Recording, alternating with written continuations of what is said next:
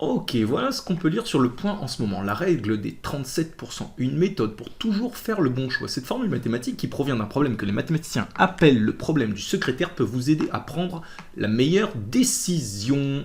Arrivé dans une nouvelle ville, vous cherchez une jolie maison pour élire domicile. Après quelques visites, votre cœur s'emballe pour une demeure, un immense jardin, une cuisine ouverte qui n'attend que vos dîners entre amis et une école réputée juste au bout de la rue. Vous êtes à deux doigts de faire une offre, mais voilà, une pensée s'infiltre dans votre esprit. Et si la prochaine maison était encore mieux, un jardin encore plus grand, du parquet massif qui craque sous les pieds, un prix plus doux? Ce doute vous envahit. Faut-il vraiment s'arrêter là? Combien de maisons faut-il visiter avant de se décider et de dire c'est bon, c'est celle-là? Trouvez l'arrêt optimal. Certains refusent de se parasiter le cerveau et appliquent le conseil d'Albert Einstein en se disant, comme lui, que de toute façon, la vie, c'est comme une bicyclette, il faut avancer pour ne pas perdre l'équilibre. Mais pour les autres, comment choisir sans regret? Bonne nouvelle, les mathématiques ont une solution pour trouver l'arrêt optimal, une solution élégante, simple et surtout applicable dans toutes les situations de la vie quotidienne, la règle des 37%. Cette fameuse règle provient d'un problème que les mathématiciens appellent, avec une pointe de poésie, le problème du secrétaire. Imaginez que vous êtes chargé de recruter un assistant parfait, mais avec une contrainte de taille. Vous avez 100 candidats à évaluer et vous devez prendre votre décision immédiatement après chaque entretien. Pas de retour en arrière possible. Refuser, c'est refuser. Alors que faire? Selon la règle des 37%, il vous suffit de rejeter d'emblée les 37 premiers candidats sans broncher, puis de choisir le premier qui surpasse tous ceux que vous avez déjà vus. Selon les mathématiciens, il s'agit de la meilleure façon de prendre la décision. Ou la bonne décision.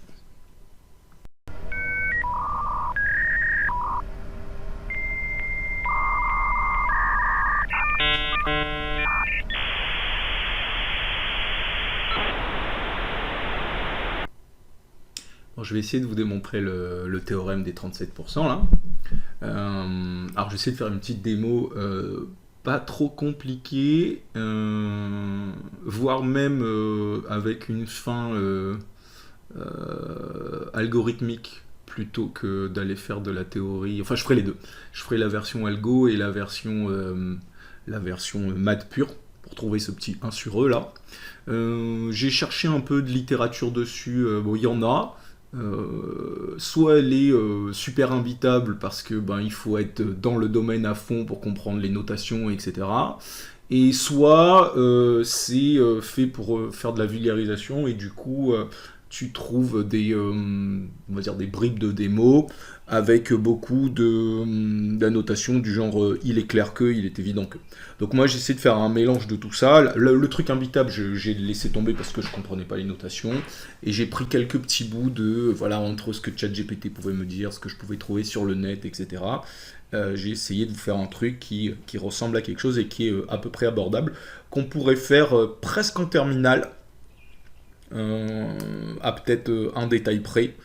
Et sinon, en prépa, ça passe nickel. Donc, c'est parti.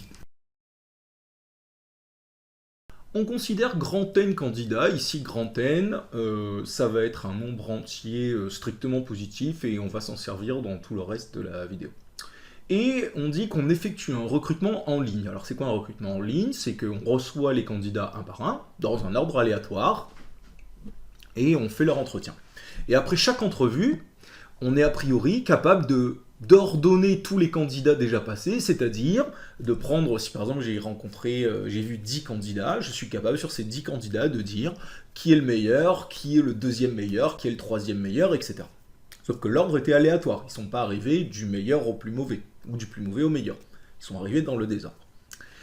Et le problème, c'est que le recrutement est dit immédiat. Voilà, j'ai mis tous les mots importants en rouge.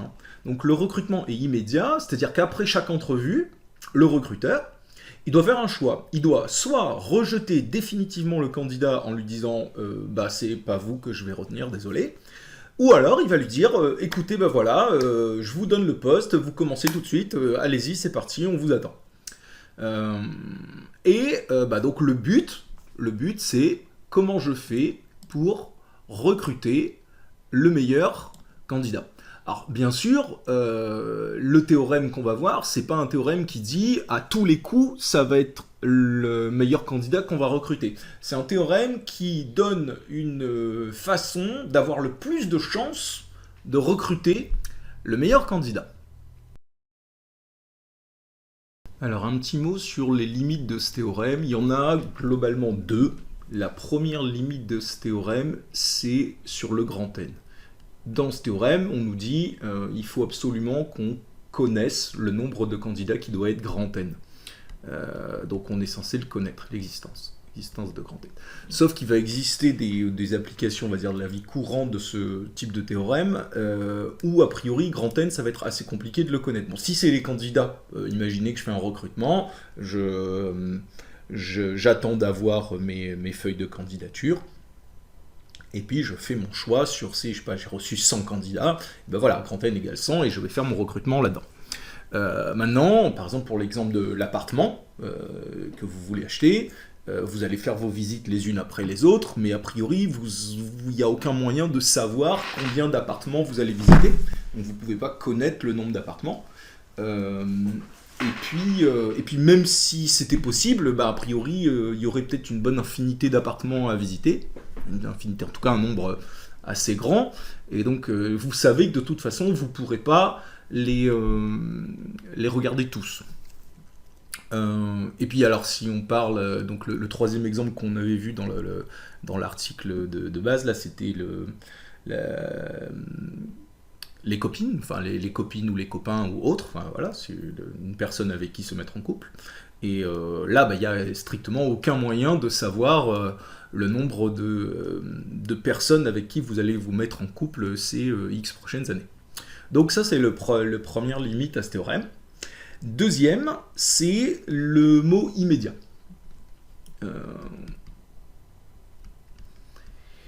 Alors, en même temps, c'est une limite, et en même temps, c'est celui qui fait le fondement même de ce théorème. C'est-à-dire que s'il n'y a pas la contrainte de faire un recrutement immédiat, il n'y a plus de théorème du secrétaire ou de 37%. Puisque comment vous faites pour recruter le meilleur ? Et le recrutement n'étant plus immédiat, vous faites la candidature des N candidats, vous les classez, du coup vous savez qui est le meilleur parmi les N candidats, et vous prenez ce meilleur-là, et c'est terminé, il y a 100% de chance que vous ayez recruté le meilleur candidat. Au final, c'est ce qu'on fait en RH, on regarde tous les candidats, et puis on prend le meilleur, comme ça on ne se plante pas. Donc si on rajoute la contrainte immédiat, à ce moment-là, ce théorème apparaît. Alors, est-ce que dans la vie courante, on peut se retrouver à faire des recrutements immédiats ? Ça se discute. Par exemple, même pour un appart, tu peux tout à fait dire, écoutez, votre appart, cet appart m'intéresse, mais je vais vous rappeler dans la semaine, dans le mois, je vais regarder d'autres choses, et puis je reviendrai vers vous éventuellement. L'acheteur, a priori, il a le droit de regarder plusieurs apparts, et puis le vendeur, il ne va pas non plus vous recaler si vous revenez vers lui après. Donc le côté rejet instantané ou prise instantanée se discute dans ce genre de cas-là. Et puis, alors, pour les copines, ça se discute aussi, mais on peut imaginer d'avoir une petite amie, de plus être avec elle, puis de se remettre après plus tard, et que ce soit la bonne, etc. Bon, on peut inventer toutes les histoires qu'on veut. Voilà, donc le côté immédiat se discute aussi. Mais nous, on va partir sur ce principe-là, les quatre fondamentaux qu'on a énoncés là. Donc on connaît les N candidats, on les recrute en ligne, on sait les ordonner à chaque candidat à passer, et on fait un recrutement immédiat, c'est-à-dire qu'à un moment on dit c'est toi qu'on prend et on ne regarde même plus les autres candidats après.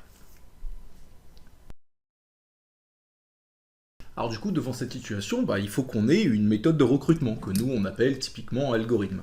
Donc je vous présente deux algos extrêmes, totalement opposés l'un à l'autre, et vous allez voir qu'en fait ils emmènent à la même situation finale. Le premier algo que je vous propose, c'est je recrute le premier candidat. Voilà, le mec il arrive, il se pointe, bonjour, ce sera vous. Voilà. Dans cette situation, en fait, j'obtiens aucune information sur mes candidats. Puisque je dis bonjour monsieur le premier candidat, ok, je vois votre CV, je l'aime beaucoup, écoutez, venez, on travaille ensemble, j'ai plus besoin des autres, vous pouvez les renvoyer, j'ai aucune information sur mes candidats. Et quelle était la probabilité de recruter le meilleur candidat ? C'est P égale une chance sur n, c'est-à-dire le nombre de candidats qu'il y avait dans la liste. Il y avait une chance sur n que ce soit le meilleur, celui-là. L'algo numéro 2, c'est le contraire. Je dis, non, je vais pas attendre, je vais pas recruter le premier candidat, je vais faire l'entretien de tout le monde jusqu'au bout. Donc je fais l'entretien de tous les candidats, mais du coup, comme j'ai cette particularité de devoir faire un recrutement immédiat ou de rejeter à vie le candidat, vu que j'ai fait l'entretien de tous les candidats, c'est que je les ai tous rejetés, sauf le dernier, et du coup je suis obligé de recruter le dernier. Alors, j'ai toute l'information disponible sur les candidats, puisque je les connais tous, je peux tous les classer, et je ne peux absolument pas m'en servir pour optimiser mon recrutement, parce que j'ai plus de marge, puisque je suis obligé de prendre le dernier.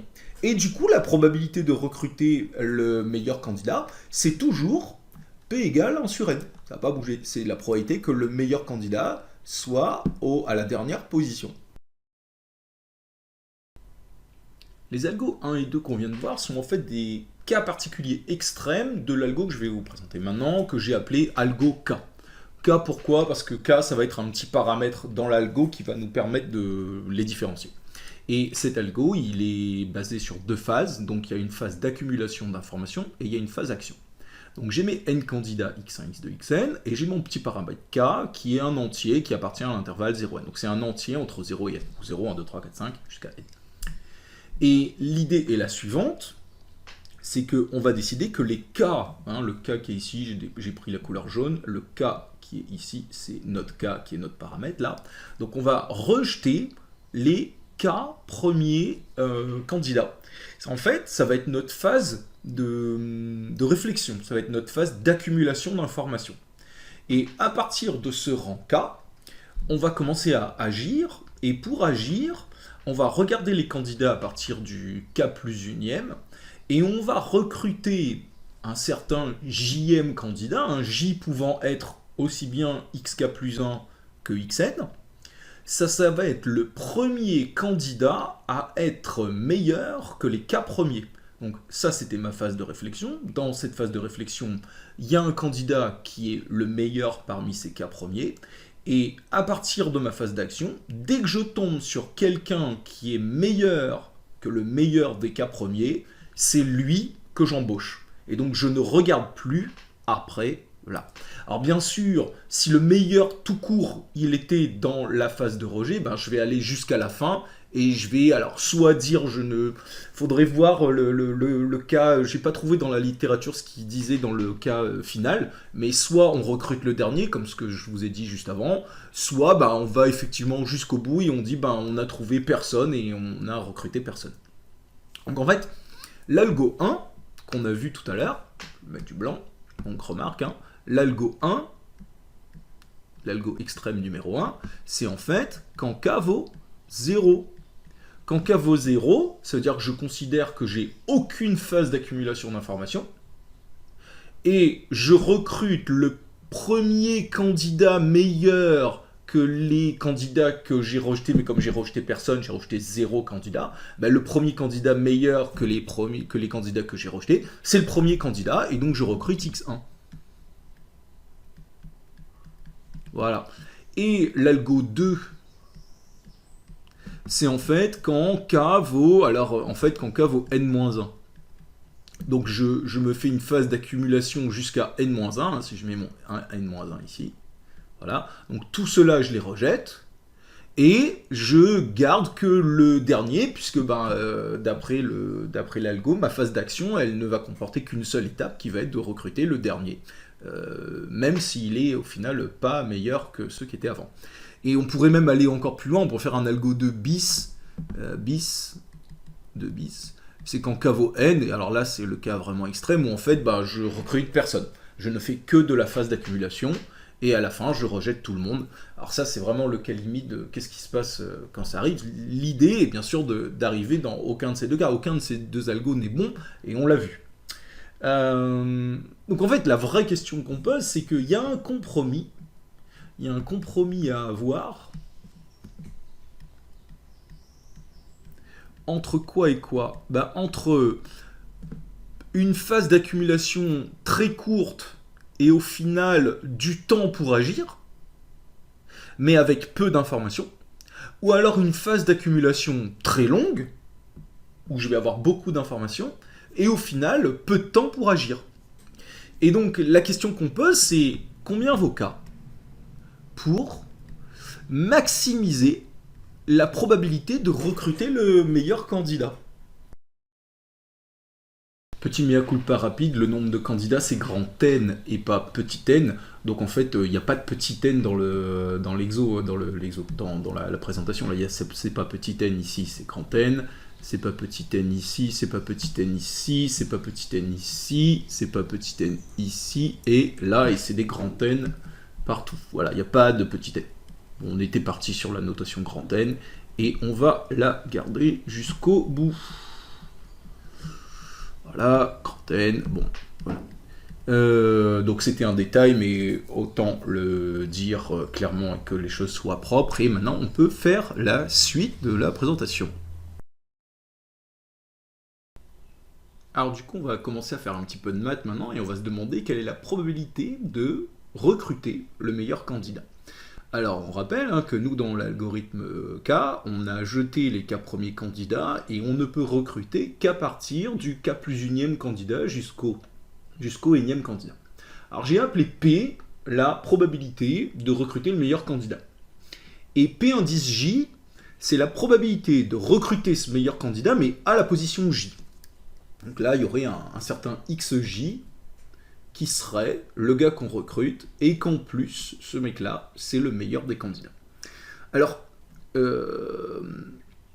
évidemment, P, en fait, donc la probabilité de recruter le meilleur candidat, c'est la probabilité de le recruter à la position K plus 1, ou à la position K plus 2, ou à la position K plus 3, jusqu'à la position N. Donc en fait, la P, la probabilité de recruter le meilleur candidat, c'est la probabilité de le recruter à la position K plus 1, plus la probabilité de le recruter à la position K plus 2, etc., jusqu'à la probabilité de le recruter à la position N.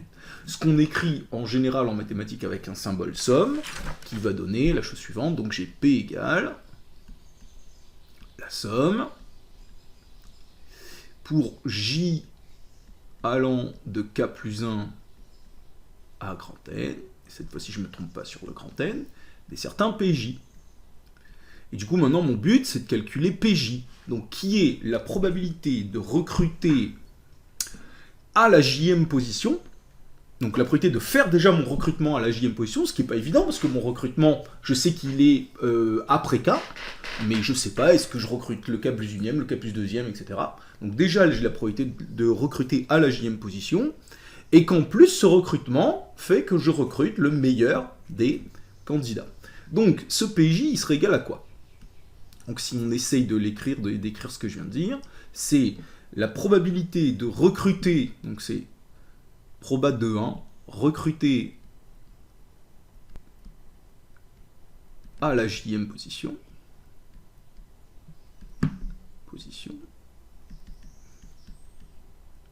et qu'en plus, celui qu'on recrute est le meilleur.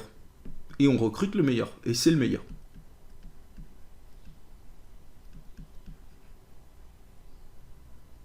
Et comme ces deux événements, bon, être le meilleur et recruter à la jème position, bah, ce sont des événements indépendants, bah, en fait, la probabilité, du coup, je pourrais rajouter un P comme ça, là, pour dire la probabilité de tout ça, ça va être égal à la probabilité de recruter à la jème position, multipliée par la probabilité d'être le meilleur. Alors, on va commencer par celle-là. La probabilité de recruter à la jème position. XJ, c'est le gars qu'on a recruté, et on l'a recruté pourquoi? Parce que c'est le meilleur des cas premiers, gars qu'on n'a pas retenu. Mais ça veut donc dire que le meilleur des J-1 premiers, hein, si là il y a J-1, donc là on est à X, oh, je vais montrer un petit peu de travers. Hop, on va essayer de faire quelque chose d'un peu plus propre. Donc le XJ-1, il est là. D'accord? Donc pour que XJ soit recruté, il faut que parmi les XJ-1 premiers, il faut que le meilleur y soit là-dedans. Parce que si le meilleur des xj-1 était là, bah c'est lui qu'on aurait recruté. Donc on aurait recruté avant xj. Donc en fait, la probabilité de recruter à la jème position, c'est la probabilité que le meilleur des j-1 premiers soit dans les k premiers. Bon, bah le meilleur des j-1 premiers, et ben c'est un des gars. Et il a combien de chances d'être dans les k premiers? Ben il a k chances sur n-1 d'être dans les k premiers.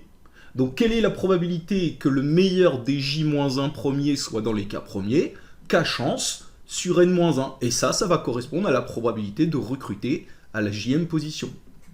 Donc ici, on va avoir k chance sur j-1 chance. Ok. Et ça, il faut donc le multiplier par la probabilité que à cet endroit-là, à la jème position, je sois le meilleur. C'est exactement le même raisonnement. Le meilleur, il est parmi les n candidats. Il y a combien de chances que le meilleur soit à cette position-là? Il n'y a qu'une chance sur n candidats que le meilleur soit à cette position-là. Donc il y a une chance sur grand N que celui qu'on ait sélectionné à la position J soit le meilleur. Au final, on peut écrire que P, c'est la somme pour J allant de K plus 1 à grand N des K sur J-1 fois 1 sur N. Et on peut un petit peu bidouiller cette formule parce que grand N, il n'y a que J qui varie dans l'histoire. Hein. J, il va de K plus 1 à grand N. Grand N, c'est une constante, c'est mon nombre de candidats. Et K, c'est une constante, c'est le nombre de candidats que j'ai jeté. Donc K, il bougera jamais dans ma somme. 1 sur grand N, il bougera jamais. Donc je peux factoriser par ces constantes. Donc en fait, je peux factoriser par K sur grand N. Et je vais me retrouver avec, je vais mettre comme ça, équivalent à P égale K sur grand N, somme, pour J allant de K plus 1 à grand N, des 1 sur J-1. Hop, hop. Et voilà notre proba. Et donc, quand on regarde cette probabilité, ce nombre, en fait, il dépend de notre cas, de notre algorithme K. N, c'est notre nombre de candidats, lui, a priori, il bouge pas. J, il fait son taf de se balader de K plus 1 à N. Et l'idée, c'est que si je change d'algo K, cette proba, elle va être modifiée. Et donc la question, c'est de savoir, est-ce que quand je bouge K, et d'ailleurs, je pourrais l'appeler PK au final, depuis PK, ouais, c'est dangereux comme notation, mais pour les SOP. Quand je bouge K, cette proba va être modifiée. Et quelle est la valeur de K qui fait que cette probabilité sera maximisée? Voilà un petit programme Python pour essayer de maximiser du coup notre proba là, qui dépend de K. Donc qu'est-ce qu'on a? On a grand N, c'est notre nombre de candidats. On verra ce qui se passe pour 2, mais nous on mettra des valeurs plus intéressantes. Les listes X et Y, c'est pour pouvoir faire un plot à la fin. Donc dans X, on mettra les valeurs possibles pour K, et dans Y, on mettra les probas associés. Voilà. Donc ma proba au début, elle vaut 0, et je boucle sur les valeurs possibles pour K, K commençant à 1 et finissant à N, donc ça va de 1 à N, donc il faut faire un range N plus 1. Je rajoute à ma liste X mon rang K, et je calcule ma proba, donc vous voyez que ça fait P égale 0, et je boucle là-dessus, et je fais P égale P plus le 1 sur J-1, là, donc je somme tous les J-1 de K plus 1 à N, en faisant ce range-là. À la fin, je multiplie le P que j'ai trouvé par K divisé par N, ce qui est le nombre qui est ici, et j'ajoute ce nombre-là Y, je plotte le tout, et voilà ce que ça donne pour N égale 2, par exemple. Donc pour N égale 2, on voit que si K vaut 1, la probabilité de trouver le meilleur, ça va être 50%. Logique, vous avez deux candidats, votre caveau 1, donc vous jetez le premier, vous avez une chance sur... Vous êtes obligé de prendre celui d'après, et vous avez une chance sur 2 de tomber sur le meilleur candidat. Et si votre caveau 2, et votre proba vaut 0, parce que il n'y a plus personne, et vous avez jeté les 2 premiers candidats, et c'est terminé. Qu'est-ce qui se passe si on augmente un peu les valeurs de n? Alors, même pour n égale 3, regardons une petite valeur simple. Donc pour n égale 3, donc on a 3 points, on a ce point-là, celui-là et celui-là, donc on retrouve bien que quand k vaut 3, ça fait 0, donc notre courbe à chaque fois elle va tomber à 0 ici. Quand k vaut 1, ça a l'air d'être la meilleure valeur, donc qui vaudrait 50%, donc il y a 50% de chance d'obtenir le meilleur avec cette stratégie quand je jette le premier et que je garde les deux d'après, et je retrouve sûrement un 33% de chance. Alors vous voyez que là il y a les valeurs qui s'affichent là quand je me mets là, donc quand je me mets sur le point, je suis à x égale 2 et y égale 0,33. Donc il y a 33% de chance d'obtenir le meilleur candidat quand j'en jette les 2 premiers. C'est la même idée que tout à l'heure, hein. Je prends forcément le troisième, et il a une chance sur 3 d'être le meilleur, donc je trouve mon 33%. Donc vous voyez que là, quand on le fait pour des petites valeurs de n, l'apparition du 37%, il n'y est pas, quoi. Par contre, ce qui se passe, c'est que pour des grandes valeurs de n, déjà on va faire 10 par exemple. Hop. Alors vous voyez, pour 10, là, la courbe elle change un peu, elle prend une allure concave. Et elle a un maximum qui traîne là à peu près autour de 0,40. Alors on n'est plus à... Hein, là j'ai eu 0,39, 38, là je suis à peu près à 0,40. Ouais, je sais pas si... à l'arrache. Hein. Et donc cette valeur de 0,40, qui donc serait le pourcentage, hein, rappelons-nous, ce 0,40, là c'est le P qui est là, c'est le pourcentage, c'est la probabilité de recruter le meilleur candidat pour une valeur de k donnée qui est sur l'axe des abscisses. Donc là, l'idée, ça serait, si je prends un k égale 3 pour 10 candidats, donc c'est à peu près notre 30%, j'obtiens 40% de chance de trouver le bon candidat. Et qu'est-ce qui se passe quand je fais des valeurs de plus en plus grandes, n égale 100? Et bien là, mon maximum, il tourne à peu près ici. Donc qu'est-ce qu'on voit? On voit à peu près... ouais, il doit être là. Donc on voit, si on regarde tout en bas là, ah zut, quand je bouge, ça enlève le nombre. Donc là, je vous laisse regarder. Donc pour à peu près x égale 36,7, c'est-à-dire 36,7 personnes sur les 100, donc 36,7% de mes candidats, j'ai une probabilité de recruter le meilleur candidat de 37 et quelques pourcents. Et on peut augmenter, hein, on peut mettre une grosse valeur, on peut mettre 10 000.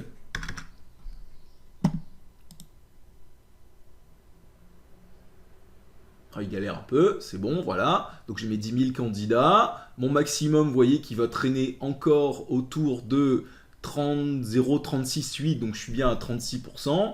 Et le x vaut 3,65 x 10 puissance 3, c'est-à-dire 3665. Et donc j'ai bien mon 37% de personnes à éliminer pour avoir la théorie maximale. Donc voilà, avec un petit algo Python, on voit cette probabilité de 37% apparaître. Alors elle apparaît deux fois, il faut bien comprendre qu'elle apparaît deux fois.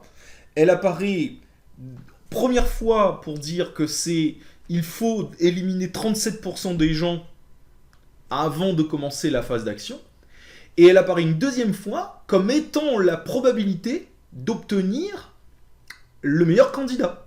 Donc 37%, c'est deux choses, c'est j'élimine 37%, enfin je me fais mon accumulation d'informations sur 37% de mes candidats, et en appliquant la théorie, j'obtiens que j'ai 37% de chance d'obtenir le meilleur candidat à partir de ma phase d'action. Bon, est-ce qu'on pourrait essayer? Là, on a vu que ça marche graphiquement. Alors, je répète, ça marche graphiquement, mais pour des grandes valeurs de n1, pour, entre guillemets, si on parlait mathématiquement, quand n tend vers plus infini, une valeur assez grande. Vous voyez, quand on mettait n égale 2, 3, 4, c'est pas tout à fait 35%, même si ça a l'air de converger assez vite, hein, parce que déjà pour 10, on était très proche du 37%. Allez, c'est parti pour la démo, et on part donc de notre proba, hein, qui est K sur N, somme des 1 sur J moins 1 de J allant de K plus 1 à N. Bon, déjà ce qu'on va faire en premier, c'est qu'on va faire un petit changement de variable pour se retrouver avec du 1 sur J ici. Donc, J moins, quand J vaut K plus 1, c'est que J moins 1 vaut K. Donc en fait, je pourrais dire que ma somme, pour K, sur K sur N, pardon, de la somme pour J, ici, si au lieu d'avoir des J-1, j'aimerais avoir des 1 sur J, pour avoir une écriture un peu plus simple, en fait, J, il commencerait pas à K plus 1, il commencerait à K. Et il finirait pas à N, il finirait un cran en dessous, il finirait à N moins 1. Voilà, donc j'ai juste réindicé ma somme, pour avoir un truc qui fait que j'ai la somme des 1 sur J à calculer. Et je rappelle que nous, vu le petit algo qu'on a vu tout à l'heure, on veut regarder ce qui se passe en l'infini, hein, d'accord? Donc on regarde quand n est grand, qui tend vers l'infini. Et l'idée, c'est qu'on a un théorème qui dit que en l'infini, et ben ma somme là, ma somme des k, des j allant de k à n-1 des 1 sur j, ben c'est équivalent à une intégrale qui est l'intégrale des 1 sur x dx pour x allant de k à n. Alors ça, rapidement, on peut le voir graphiquement. Il suffit de faire des petits rectangles. Hop, on peut faire ça comme ça. Hop. Donc imaginez qu'on a la fonction 1 sur x, là, donc la fonction 1 sur x c'est plus ou moins comme ça. Voilà. Imaginons que là on est à k. Voilà. Et ici on est à n. Et donc l'intégrale de 1 sur x dx pour x allant de k à n, c'est l'aire qui est ici que je vais faire en jaune. Donc cette aire-là, c'est ça, l'aire jaune. Voilà. Et en fait, cette somme-là, la somme des 1 sur j pour j allant de k, j allant de k à n-1, on peut le voir comme ça. On peut dire, si là je suis à k, bah ici je suis à la hauteur 1 sur k. Et donc, ce petit rectangle-là, eh ben, il a pour R 1 sur... Si là je suis à k plus 1, hein, donc c'est un rectangle d'épaisseur, de hauteur 1 sur k et d'épaisseur 1. Donc ce rectangle-là, il a pour R 1 sur k. Et puis celui d'après, il aura pour R 1 sur k plus 1. Et puis celui d'après, il aura pour R 1 sur k plus 2. Et le dernier, ici, là on est à n-1, et ben lui, il aura pour R 1 sur n-1. Et donc la somme de mes aires rouges, c'est cette somme-là. Et l'intégrale, c'est l'aire jaune. Et on voit que l'idée, c'est, bon, ben là, la manière dont je l'ai dessiné, on voit que l'aire rouge se rapproche de l'aire jaune, mais en étant toujours plus grande. On pourrait faire un encadrement, tout ça. On passe les détails. Et en gros, quand n est grand, et ben, que je calcule cette somme-là ou que je calcule cette intégrale-là, et ben, j'ai le même résultat. Et du coup, ma formule, elle devient un petit peu différente. C'est que P, c'est K sur N, l'intégrale de K à N de 1 sur x dx. Mais j'ai une primitive de 1 sur x, c'est log. Donc ça va donner que P, c'est K sur N, ln de x, à calculer entre k et n. Donc c'est k sur n fois ln de n moins ln de k. Que je peux écrire k sur n, bah avec les propriétés du log, ça va donner log de n sur k. Et alors après, j'aurais besoin de dériver ce truc-là. Pourquoi j'aurais besoin de dériver ce truc-là par rapport à k? Parce que ce que je veux, c'est trouver la valeur maximale de cette probabilité. Donc une bonne manière de trouver une valeur maximale de probabilité, c'est de dériver la fonction et de voir quand est-ce qu'elle s'annule. En plus, comme on a vu qu'elle était concave de l'autre côté, on sait qu'on aura un maximum de l'autre côté, sur le petit algo.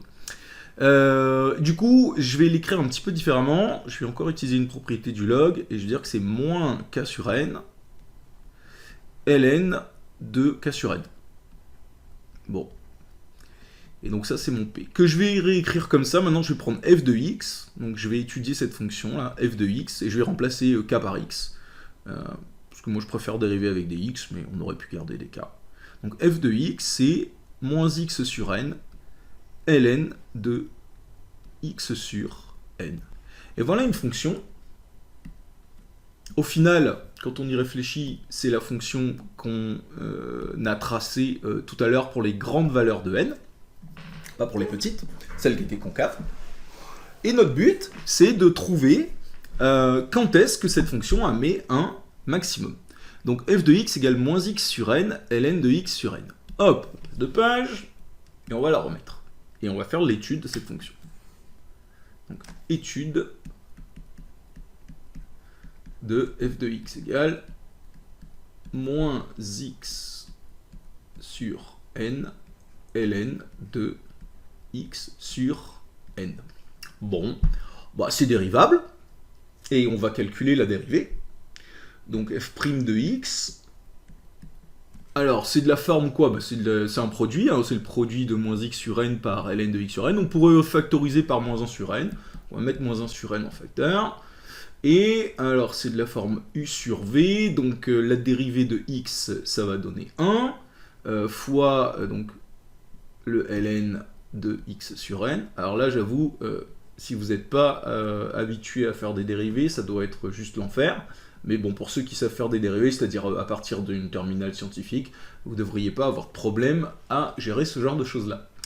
Donc j'en étais où? Donc j'ai fait du u'v, donc je l'ai, donc plus u, bah, je récupère mon x, et maintenant il faut que je dérive ln de x sur n, c'est de la forme ln de u, le u c'est x sur n, le u' c'est 1 sur n, donc ça va faire fois 1 sur n, ln, pardon, petite bêtise, donc fois la dérivée de ln de u c'est u' sur u, donc fois 1 sur x sur n, donc fois n sur x. Ok. Bon, il y a plein de choses là qui s'éliminent, le n s'en va avec le n, le x s'en va avec le x, il me reste un 1, et il me reste le ln de x sur n. Donc je me retrouve avec f' de x égale moins 1 sur n, facteur de ln de x sur n, plus 1. Voilà. Et on cherche quand est-ce que f' de x vaut 0. Parce qu'une fonction admet un maximum quand sa dérivée s'annule, maximum ou un minimum. Et là, on sait que ça va être un maximum. Sinon, on pourrait faire le tableau de variation, etc. Donc f' de x égale 0, donc c'est équivalent à bah, moins 1 sur n, il ne peut pas valoir 0, donc c'est ce truc-là qui vaut 0. Donc équivalent à ln de x sur n plus 1 est égal à 0, donc c'est équivalent à ln de x sur n est égal à moins 1. Je passe à l'exponentielle, je me retrouve avec x sur n égale exponentielle de moins 1, c'est-à-dire 1 sur e. Et donc, je trouve que x égale n sur e. Et figurez-vous que 1 sur e, ah zut, c'est pas ça que je voulais faire, hop, x égale n sur e, bah figurez-vous que n sur e, ça vaut à peu près 0,37. Donc ça, c'est bien égal à 0, environ 0,37 n. Alors ce qui est fort, c'est que quand on calcule f de n sur e, eh ben ça fait moins n sur e sur n, ln de n sur e sur n. Donc moins n sur e sur n, ça fait moins 1 sur e, ln de 1 sur e. ln de 1 sur e, ça fait moins ln de e, ça fait moins 1, fois moins 1 sur e, ça fait 1 sur e, et donc on trouve bien notre 37%. Et donc on a démontré, ce qu'on avait à démontrer, c'est que quand n est grand, eh ben, le cas optimal doit valoir grand N sur E, et la probabilité d'obtenir le meilleur candidat quand on applique le cas optimal est de 37%. Merci d'avoir regardé cette vidéo jusqu'au bout.